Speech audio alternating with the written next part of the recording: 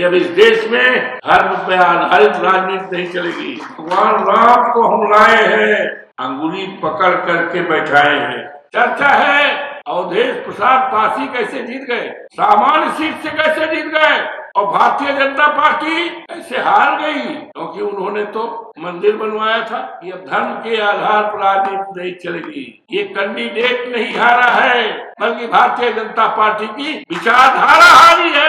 इनकी विचारधारा, मानसिकता जो है हमारे लिए, समाज के लिए विष की तरह है, जहर की तरह है। इस मानसिकता को खत्म करना होगा। मनवादी व्यवस्था नहीं चलेगी, इस संविधान को बचाने की राजनीति चलेगी। लड़ाई लड़ना होगा इस देश के पिछड़ों का और देश के अल्पसंख्यकों का। केवल अनादर ही नहीं, बल्कि उनके अधिकारों पर डाका डाल रहे हैं। उसे रोकने के लिए आपने शानदार कार्यक्रम किया है। इस कार्यक्रम को आयोजित करने वाले सभी सम्मानित समाज सुधारकों को, बाबा साहब भीमराव अंबेडकर के संविधान को बचाने की चिंता रखने वाले मैं बहुत आभार प्रकट करता हूं, और मंच पर बैठे हुए सभी माननीय नेताओं का मैं स्वागत करता हूं, अभिनंदन करता हूं, बधाई देता हूं, और सामने बैठे हुए सभी भाइयों का अभिवादन करता हूं। और अयोध्या जो मर्यादा पुरुषोत्तम राम की धरती, 54 फैजाबाद लोकसभा जो अयोध्या जनपद में है, जहां पर भारतीय जनता पार्टी ने इस देश में ऐसा संदेश देने का काम किया और सीट को हथियाने का काम किया। यहां तक कहा कि हमने मंदिर बनवाया है। मंदिर उन्होंने नहीं बनवाया, मंदिर तो माननीय उच्चतम न्यायालय के आदेश पर। और ये भी किया कि भगवान राम को हम लाए हैं, अंगुली पकड़ करके बैठाए हैं। देश का कोई भी व्यक्ति इस बात का बिलीव नहीं करेगा, इस बात पर यकीन नहीं करेगा कि भगवान को लाने वाले ये लोग हैं, इस देश के प्रधानमंत्री जी हैं। Nobody will believe. और इस चुनाव में वहां के देवतुल्य मतदाताओं ने, सम्मानित बहनों ने, सम्मानित भाइयों ने, और समाज के सभी गरीब लोगों ने इस बात का संदेशा दिया है कि अब इस देश में धर्म पर आधारित राजनीति नहीं चलेगी, मनवादी व्यवस्था नहीं चलेगी। इस देश में अब बाबा साहब भीमराव अंबेडकर इस संविधान को बचाने की राजनीति चलेगी। इस देश में बाबा साहब भीमराव अंबेडकर ने जो संविधान के अनुच्छेद 14 में फंडामेंटल राइट्स दिए हैं, मूलाधिकार दिया, अब उनका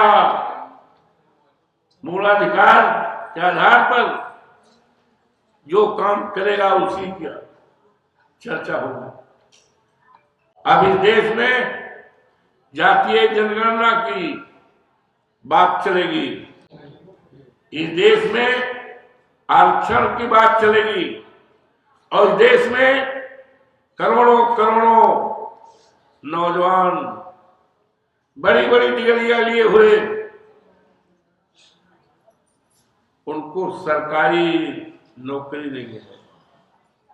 अपनी डिग्री जलाने के लिए कभी कभी सोचते हैं, तो यहां तक कि आत्महत्या के लिए। इसी देश की दौलत, हीरा जवाहरात, सोना चांदी नहीं हुआ करता। देश की दौलत वहां के इंसान, वहां के युवा हुआ करते हैं, जो आज सबसे परेशानी में, इसकी तरफ किसी को चिंता नहीं। आज अफसोस के साथ कहना पड़ रहा है, मुझे भी खुशी है कि हमारे बीच में तमाम प्रोफेसर हो गए। अभी आदरणीय रतन जी ने और दूसरे भी हमारे जो प्रोफेसर हैं बहुत अच्छे ढंग से बताने का काम किया। लेकिन आज जब हम देश के तमाम विश्वविद्यालयों की तरफ नजर डालते हैं तो 0.5% भी आरक्षण नहीं है, आरक्षण नहीं है। इसके लिए हमें चिंता भी करना है, इसके लिए हमें संघर्ष भी करना है, क्योंकि सीधी अंगुली से घी नहीं निकलने वाला, टेढ़ी उंगली से। अब उंगली को टेढ़ी करना होगा, लड़ाई लड़ना होगा, और तभी हम सब बाबा साहब भीमराव अम्बेडकर के जो संविधान की चर्चा करें। अभी जो चुनाव हुआ है लोकसभा का, लोकसभा के चुनाव में यहां तक कहा जाता था 272 सीट सरकार बनाने के लिए और 400 के पार संविधान हटाने के लिए। ये किसकी विचारधारा थी? कौन सी पार्टी थी? कौन से लोग थे? इसलिए हमें आपको सजग रहना है, हमें आपको निगरानी रखना है। इनकी विचारधारा अच्छी नहीं है। आज हमारे जो मुख्यमंत्री जी लोग हैं और भारतीय जनता पार्टी के हैं, और विशेष तौर से उत्तर प्रदेश के, उनके टेबल पर, सरकारी टेबल पर मनुस्मृति क्या है? काश उनके कार्यालय में, उनके टेबल पर बाबा साहब भीमराव अम्बेडकर का अगर संविधान होता, अगर संविधान पढ़ते, तो आज देश और प्रदेश की जो हालत होने जा रही है वो न होती। स्मृति पढ़ करके आज काम हो रहा है, योजनाएं बन रही हैं। और अभी हमारे विद्वान प्रोफेसर साहब ने जो कहा है कि मनुस्मृति धीरे धीरे लागू होगी, धीरे धीरे, और उसी धीरे धीरे में जिस तरह का राष्ट्र वो चाहते हैं उस राष्ट्र को बनाने में सफल हो जाएंगे अगर हमने आपने संघर्ष न किया, चिंता न किया। और इस देश में जातीय जनगणना बहुत जरूरी है। जिसकी संख्या भारी उसी की हिस्सेदारी, डॉक्टर राम मनोहर लोहिया जी ने कहा। तो आज इस तरह का जो सेमिनार हो रहा है, हमारे पास तमाम विद्वान हैं, तमाम उनके पास जानकारियां हैं।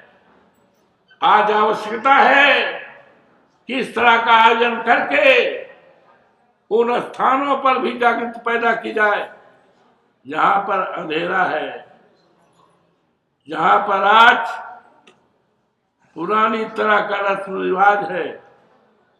बाबा साहब कहा करते थे, और उन्होंने जो आरक्षण की सुविधा की है किसी एक जात के लिए नहीं किया है, लेकिन अफसोस है कि हम जातियों में बटे हुए हैं, फलाना है, धमाका है। ये बात बाबा साहब की नहीं थी। बाबा साहब ने जोर दिया था शिक्षा पर। तो आज सबसे शिक्षा जरूरी है, और भारतीय जनता पार्टी की जो सरकारें हैं दलितों को शिक्षा से दूर रखने का व्यवस्था किया है, योजना बनाई है, जिससे हमारे बच्चे यूनिवर्सिटी में न पढ़ पाए। संविधान के प्रति अपने अधिकारों की चर्चा न कर सके, संघर्ष न कर सके, आज वो उसी में संतुष्ट हो गए कि हम